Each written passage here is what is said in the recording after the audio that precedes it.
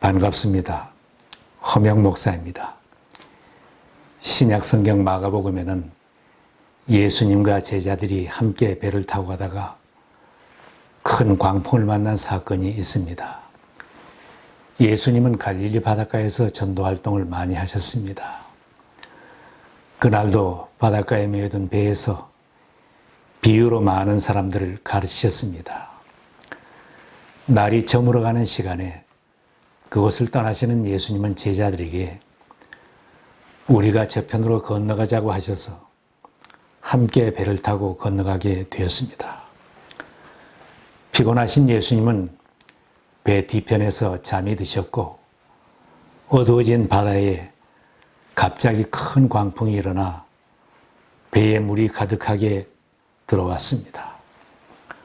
놀란 제자들은 주무시는 예수님을 깨우며 소리쳤습니다. 선생님이여, 우리가 죽게 된 것을 돌보지 아니하시나이까? 예수님이 깨어 바람을 꾸짖으시며 바다에게 잠잠하라, 고요하라 하시니 풍파가 그치고 잔잔해졌습니다.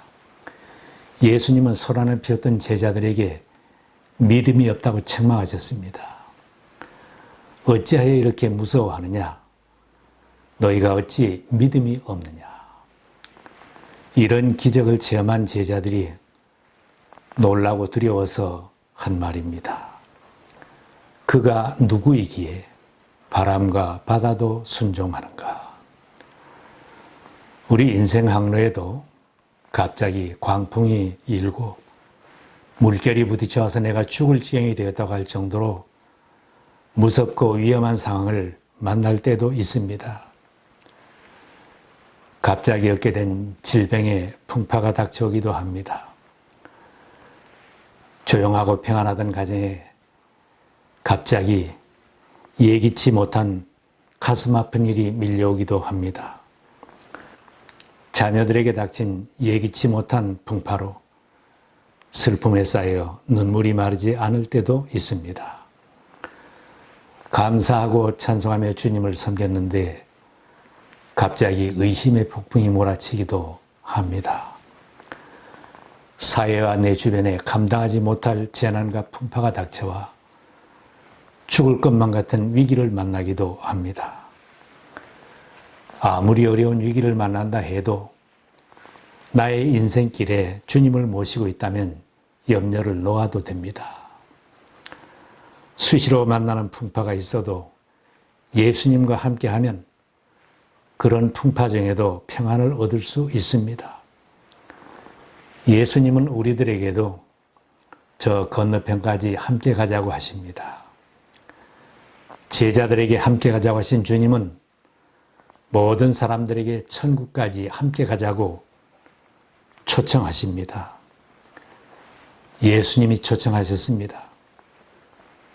수고하고 무거운 짐진 자들아, 다 내게로 오라. 내가 너희를 쉬게 하리라. 주님의 초청을 따르면 세상의 짐도 벗겨주시고 닥쳐오는 풍파도 잠재워 주시며 천국까지 동행해 주십니다. 저편으로 가자고 하신 말씀은 주님이 함께 가신다는 보장입니다. 주님의 약속은 저편에 도착하기까지 함께 해 주겠다는 것이며 저편까지 안전한 여행이 되겠다는 것입니다. 세상 사는 동안은 수고하며 일하고 피곤하여 지치기도 합니다. 예기치 못한 풍파를 만나기도 합니다. 풍파를 만나서 내가 죽을 지경이 되었다고 몸부림칠 때 잠잠하라, 고요하라고 해 주실 분은 오직 한 분 주님이십니다. 그러므로 예수님의 초청을 받아들이고 예수님과 한 배를 타고 가야 합니다. 예수님이 동행하는 인생 항해기에 안전하게 천국문에 도착하게 됩니다. 예수님은 인생길의 동반자이시며 풍파 중에도 우리의 보호자가 되십니다. 큰 풍파가 일어나며 얼마나 큰 풍파인지 상상이 잘 안 되지만 제자들은 죽을 것 같이 무서워했던 풍파였습니다. 늘 그런 것은 아니지만 우리에게도 갑자기 닥쳐오는 풍파가 있습니다.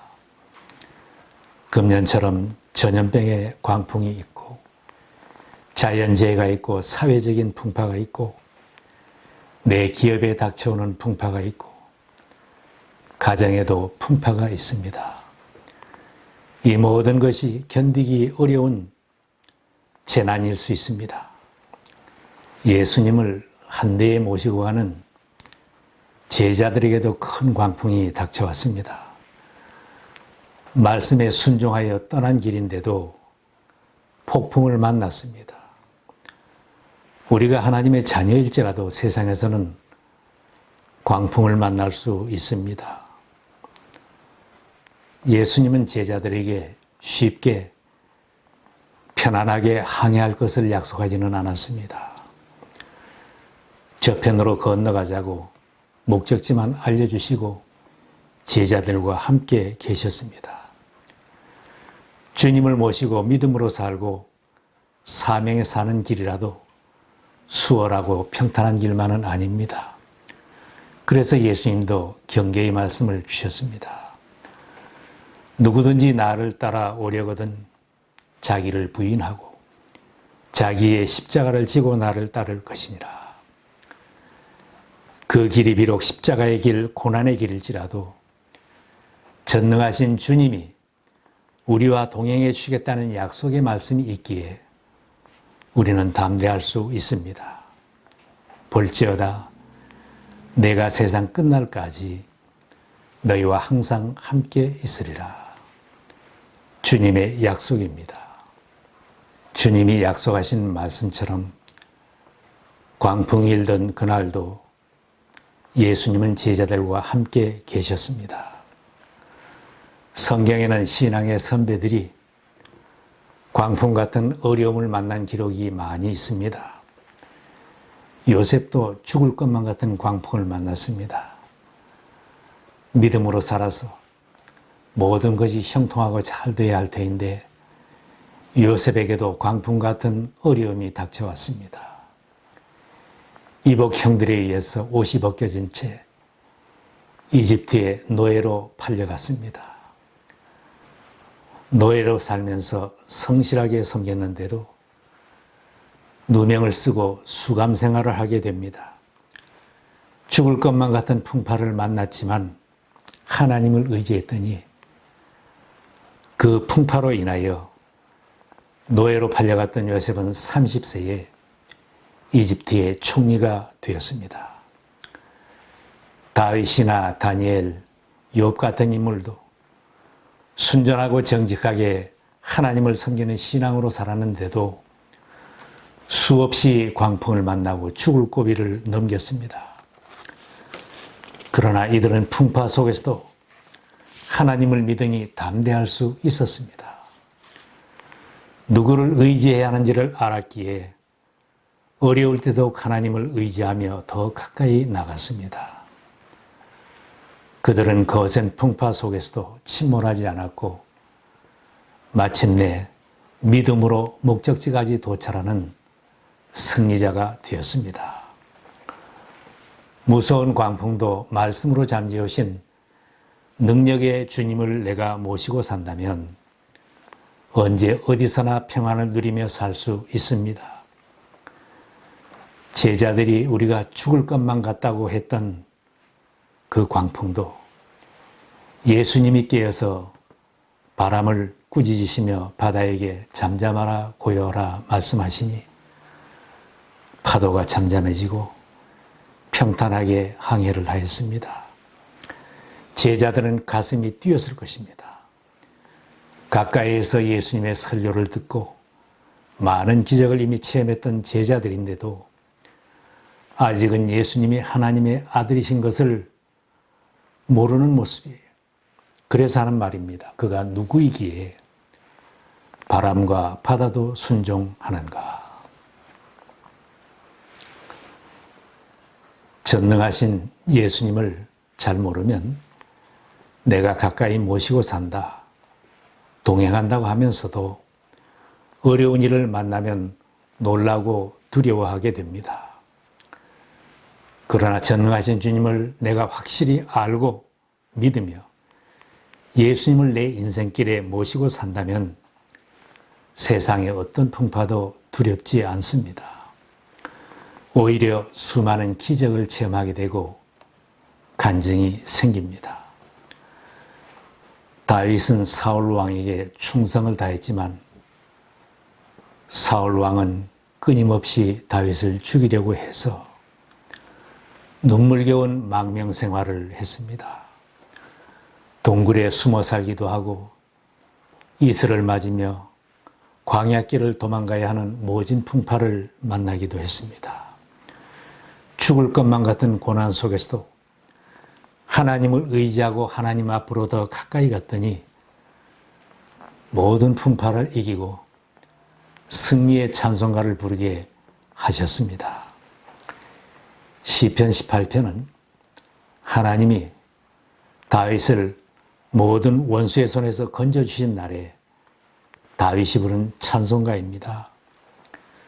나의 힘이 되신 여호와여, 내가 주를 사랑하나이다.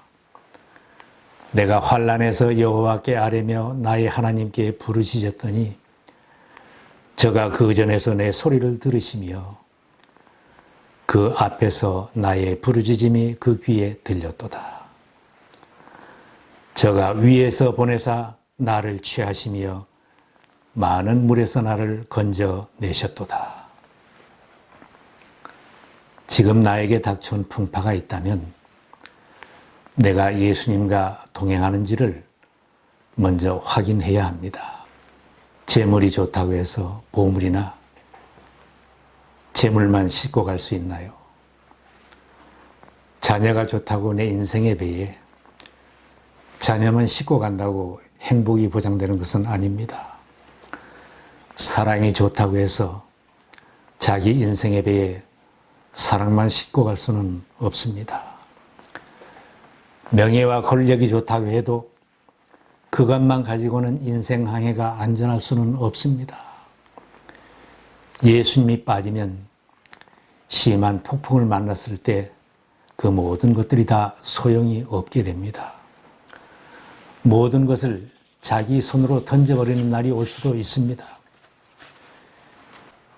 요나가 하나님의 얼굴을 피하여 도망갈 때 승선했던 배에는 많은 화물들이 실려 있었습니다. 바다에 큰 폭풍이 몰아치고 감당할 수 없게 되자 선원들은 자기들 손으로 그 재물들을 바다에 던져버렸습니다. 마지막에는 요나까지 바다에 던졌습니다. 바울 사도가 로마로 호송되는 배에도 많은 화물이 실려 있었습니다. 그런데 유라굴로라는 큰 광풍을 만났을 때 선원들은 그 화물들을 바다에 던져버렸습니다. 셋째 날에는 항해에 필요한 모든 기구들까지도 선원들의 손으로 바다에 던져버렸습니다. 예수님이 빠지면 내 인생 눈물과 슬픔의 항해가 될 수 있습니다. 주님의 능력을 알고 믿으며 주님과 동행하는 신앙인들은 시험이 오고 환난 분파를 만나게 된다면 주님을 깨우면 됩니다. 기도의 자리로 나가서 주님을 찾으면 주님께서 나에게 닥친 풍파를 잠재워 주시고 남은 길을 평탄하게 인도해 주십니다. 어려울 때 주님을 깨우는 것은 믿음의 기도입니다. 초대교회 사도들은 전도하다가 체포되고 많은 핍박을 받게 됐습니다. 그때 사도들은 주님께 기도했습니다. 주여 이제도 그들의 위협함을 굽어보시옵고 또 종들로 하여금 담대히 하나님의 말씀을 전하게 하여 주시오며 주님은 사도들이 박해를 이기고 능력 있게 전도할 수 있도록 길을 열어주셨습니다. 예수님은 지금 내가 만난 광풍도 잠잠케 해주시고 평안을 주실 수 있습니다. 세계를 뒤흔드는 코비드-19 팬데믹, 이 광풍을 만난 우리들도 주님을 깨워야 합니다. 모든 나라들이, 위정자들과 백성들이 함께 주님을 깨워야 합니다. 가정에 풍파가 있으니까 주님을 깨워야 합니다. 내 비즈니스에 어려움이 있다면 기도 자리로 나가야 합니다. 내가 사는 나라에 몰아치는 정치계의 광풍, 경제의 광풍, 사악한 광풍이 무섭다면 우리와 함께 계시는 주님을 깨워 보십시다. 주님이 함께 해주시면 이런 광풍도 새롭게 성장하는 은혜의 기회가 될 수 있습니다. 그 풍파를 넘어가면 저 건너편에서 또 다른 능력과 기적을 체험하게 됩니다. 우리가 주님을 의지하고 모든 풍파를 이기고 나간다면 우리 자신과 가정에, 우리들이 살고 있는 사회에도, 내 나라에도 승리와 감사의 찬양이 울려 퍼질 것입니다. 큰 물결 일어나 나 쉬지 못하나 이 풍랑으로 인하여 더 빨리 갑니다. 고요한 바다로 저 천국 향할 때 주 내게 순풍 주시니 참 감사합니다. 이 찬송이 우리들 모두의 노래가 될 수 있기를 바랍니다. 예수님을 모시고 살지 않는 인생은 외로운 인생입니다. 광풍을 만나 죽을 지경이 되어서도 하소연할 곳이 없고 살려달라고 할 대상이 없다면 너무 외로운 인생입니다. 앞으로 남은 인생 항해길은 꼭 예수님을 선장으로 모시고 동행하며 다윗처럼 승리의 찬송을 부를 수 있기를 바랍니다. 주님이 동행해 주시기에 광풍이 몰아쳐도 무섭지 않습니다. 천국문에 이르기까지 침몰하지 않고 날마다 승리하며 기적을 체험하는 복된 삶이 될 것입니다.